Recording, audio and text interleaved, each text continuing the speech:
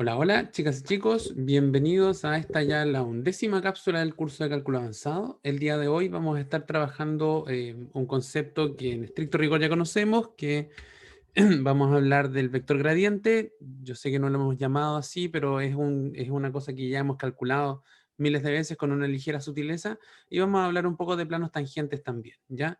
Este es un contenido que no vamos a estar revisando tan en profundidad, pero que sí vale la pena que manejemos los conceptos, los nombres y que estemos, de alguna manera, como hemos comentado en otros contenidos del curso, aplicando siempre la misma nomenclatura, los mismos nombres a todos los conceptos que estemos revisando.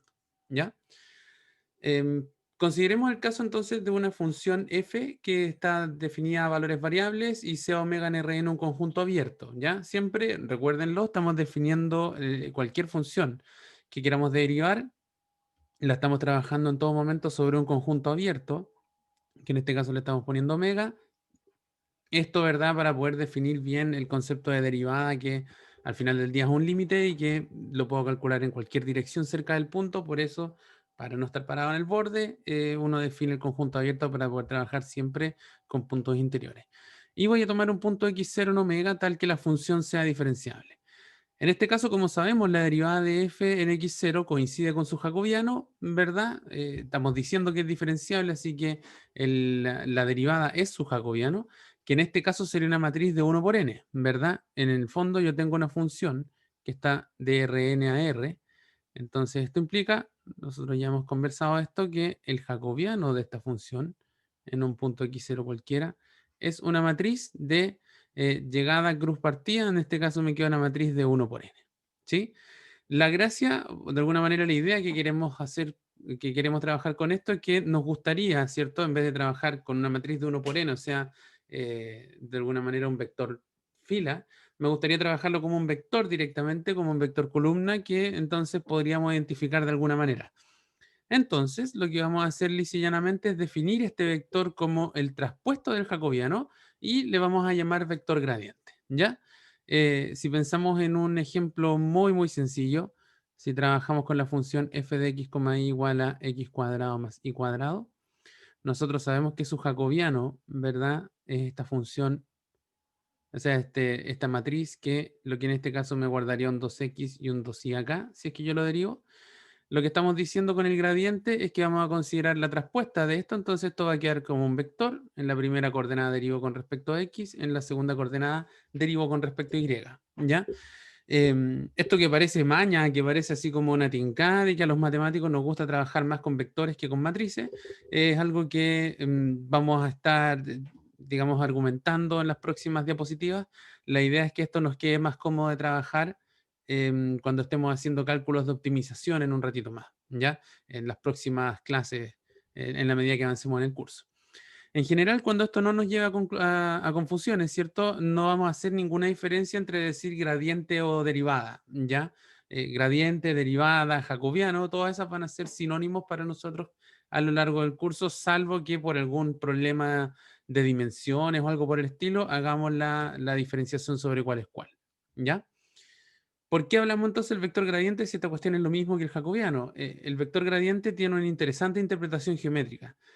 Si yo tomo un vector cualquiera en Rn, ¿cierto? Con norma unitaria, ¿cierto? Con norma igual a 1, nosotros sabemos que en el caso de que una función sea diferenciable, la derivada direccional en el punto x0 según una dirección b se puede calcular como el jacobiano multiplicado por la dirección, ¿cierto? Esta es una de las gracias que nosotros sabemos que cumplen las funciones diferenciables y que nosotros lo hemos ocupado a través de su contrarrecíproca para descartar diferenciabilidad. Recuerden que el criterio de no diferenciabilidad que nosotros conocemos es que si una función no cumple esta fórmula que estamos marcando en azul, entonces no es diferenciable, ¿ya? Pero si es que es diferenciable, entonces cumple esta fórmula de acá. Si yo reescribo lo que tengo escrito acá, que es el jacobiano, lo reescribo como la traspuesta del gradiente, que es lo mismo, la gracia es que esto me queda reinterpretado como el producto punto, el producto interno, entre el gradiente del vector y la dirección. ¿Ya? ¿Por qué me interesa hacer eso? Porque entonces puedo aplicar la desigualdad de Cauchy-Schwarz y decir además entonces que el producto interno del gradiente con una dirección cualquiera es menor o igual a su valor absoluto, por supuesto, que a su vez es menor o igual, aquí yo aplico la desigualdad de Cauchy-Schwarz y termino diciendo entonces que esto es menor o igual a la norma del gradiente por la norma de la dirección. Si yo estoy tomando una dirección unitaria, entonces termino concluyendo, fíjense acá, que el producto punto del gradiente con cualquier dirección unitaria siempre va a ser menor o igual a la norma del gradiente. ¿Ya? ¿Por qué me interesaría poder hacer eso? Porque fíjense que si yo tomo esta dirección en particular, vamos a llamarla E, que es el gradiente dividido su norma, o sea, es una dirección unitaria, ¿cierto? Esto está construido de manera tal que si yo le calculo la norma al vector E, yo sé que esto es la norma del gradiente de f en x0 partido por la norma del gradiente. Sabemos que las constantes salen en positivo, en valor absoluto de las normas. Como la norma del gradiente ya es una constante mayor o igual a cero, esto es lo mismo que norma arriba, norma abajo, y por supuesto termino cancelando, ¿verdad? Y esto me da norma 1. Así que puedo aplicarle la cosa anterior. Entonces, por lo tanto, yo podría decir que el producto interno de f, del gradiente de f con esta dirección E, también tendría que ser menor o igual al gradiente. Pero fíjense que va a ser más que, mayor, más que menor o igual. Si yo desarrollo esto de aquí, me va a quedar el gradiente de f en x0. Escribamos lo que significaba E, que era el gradiente de f en x0 dividido su norma. Sabemos nosotros que el producto interno es bilineal. Eso significa que puedo botar esta constante que tengo en la segunda coordenada. Esto me va a quedar 1 dividido la norma del gradiente. Y aquí me va a quedar el producto interno del gradiente de f consigo mismo. Esto de aquí no es otra cosa que, recordarán ustedes, producto interno de un vector consigo mismo es la norma del vector al cuadrado. Entonces me queda la norma al cuadrado dividido por la norma. Entonces puedo cancelar la norma de abajo solo con esta y esto me va a quedar igual a la norma del gradiente de f en x0. ¿Qué estoy diciendo aquí entonces? Yo sé que para cualquier dirección unitaria, yo sé que lo que estoy subrayando, lo que estoy encerrando aquí en verde, que el producto punto del gradiente con la dirección es menor o igual a la norma del gradiente. Y encontré justo una dirección donde este producto interno me queda exactamente igual al gradiente de f, o sea que es menor o igual para cualquiera, y justo encontré esta buena dirección donde este producto interno me queda máximo. ¿Cuál es la conclusión de esto? Es que cualquier vector VNRN que yo tome con norma igual a 1 va a cumplir que la derivada direccional de x0 según la dirección B, va a ser menor o igual a la derivada direccional en x0, según esta dirección especial que me daba el gradiente. O sea, estamos diciendo que la dirección de gradiente f de x0 es la de máximo crecimiento de la función f. ¿Ya? Esto nos abre un mundo de posibilidades, digamos, en el sentido de que ahora que yo sé siempre, ahora, desde ahora en adelante, nos van a pasar cualquier función y nosotros vamos a estar en condiciones de determinar hacia dónde crece de manera máxima, ¿ya? Por ende, esto nos da las primeras luces de lo que va a ser optimizar funciones en varias variables, ¿cierto? Porque si yo estoy parado justo en un máximo, ya no hay ninguna dirección donde crezca más. Entonces el gradiente debería tener una particularidad especial, como que debería valer cero, porque ya no puedo crecer más que lo que ya estoy. Por el contrario, si estoy en un mínimo, a lo mejor también podría decirme, ¿sabes qué? Si trabajo con menos el gradiente, me apunta hacia donde más decrezco, en cuyo caso no puedo decrecer más si es que ya estoy parado en el mínimo, ¿ya? De alguna manera, recordarán ustedes que en una variable el criterio de primer orden es decir que que la derivada de la función sea igual a cero para encontrar los puntos críticos. Esto que acabamos de concluir acá nos va a dar las primeras luces sobre el criterio de la primera derivada en varias variables, que en el fondo va a ser gradiente de f igual a cero. ¿Ya? Nos queda trecho todavía que recorrer para llegar a esto, pero en esencia para allá apuntamos. ¿Ya? Como le estamos dando un sentido geométrico a estas cosas, ¿cierto? Ya hablamos de la dirección de máximo crecimiento. Miremos una última cosa para cerrar esta cápsula. Si yo tomo una función diferenciable de dos variables, nosotros sabemos que cerca de un punto x0, y0 es posible aproximar la función como la función evaluada en este punto, más aquí yo estoy anotando esto como el producto interno del gradiente con el vector x menos x0 y menos y sub 0. Fíjense que esto que yo estoy marcando aquí en verde, lo voy a escribir por acá, es lo mismo que yo consideraba, que lo que considerábamos anteriormente. Recuerden que este tipo de acá no es otra cosa que el jacobiano traspuesto. Cuando nosotros en el límite de la derivada anotamos el jacobiano de f evaluado en x0 y 0, multiplicado por el vector x menos x0 e y menos y sub 0, o h1, h2, recordarán que uno, para hacerlo un poquito más corto, a esto le pone h1 y a esto le pone h2, ¿sí?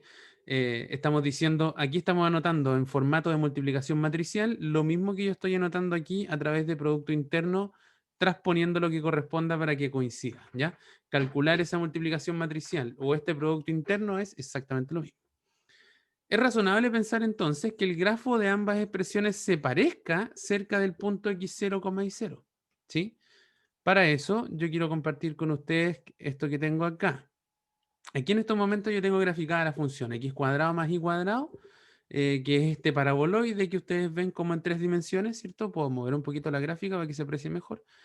Tengo dibujado, tengo identificado un punto dentro de este paraboloide y lo que tengo graficado aquí, que se va moviendo en este momento de color celeste, es el plano tangente a esa figura en el punto. Este plano tangente lo calculo a través de la fórmula que tenía anteriormente. Y si se fijan bien, cuando yo me voy acercando a este punto negro, que en este caso sería mi x0, y sub 0, lo que yo veo es que cerca de ese punto de ahí, el paraboloide y el plano se parecen mucho, ¿sí? Yo voy a hacer un zoom acá.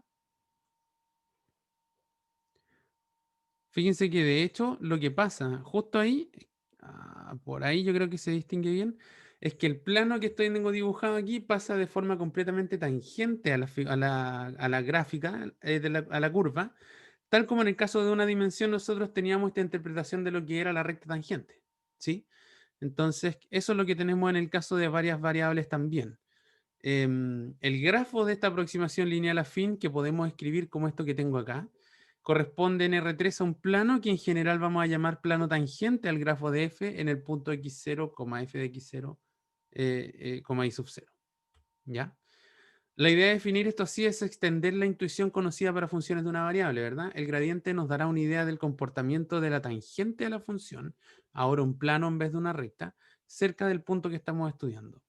Y en términos generales, cuando yo esté con una función de 4, 5, n variables, de todas maneras yo puedo calcular esta aproximación para hablar de una aproximación lineal de la función o el plano tangente a la función en torno a un punto en particular.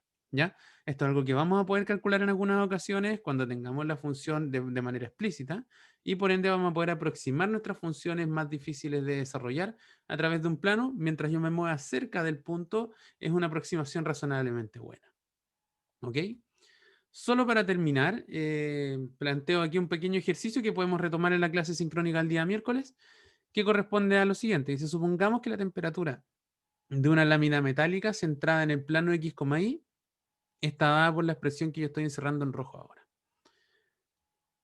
¿Sí? Consideremos además una partícula de esta lámina ubicada en el punto de coordenadas 2,1.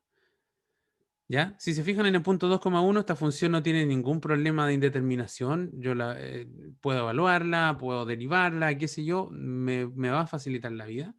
Si me preguntan, por ejemplo, en qué dirección la tasa de incremento de la temperatura es máxima, ya aprendimos que la dirección es la dirección del gradiente.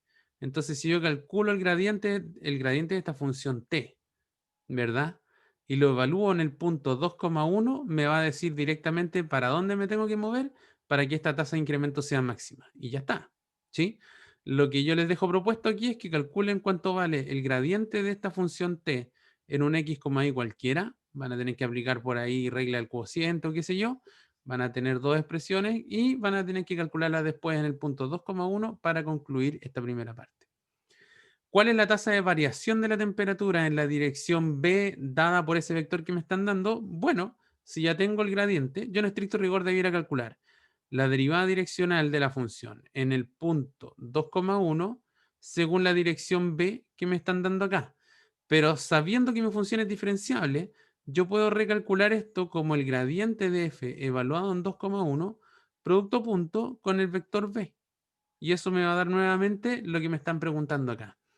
Y si existe alguna dirección en la que la tasa de la variación de la temperatura sea nula, bueno, ahí vamos a tener que imponer que el gradiente de f en el punto 2,1, según una dirección, o sea, el producto interno con un vector v, sea igual a cero, y vamos a tener que encontrar cuáles son las coordenadas de este punto v que hacen que esto valga cero. ¿Ya?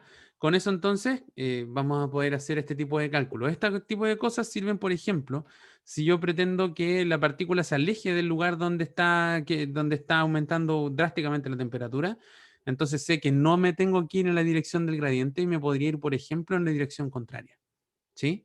Si yo quiero saber cuál es la tasa a la que se calienta el material de la lámina metálica que estoy ocupando, porque sé que sobre cierta temperatura pierde su ductibilidad y a lo mejor se rompe, entonces me interesa saber a qué tasa se va cambiando esta temperatura.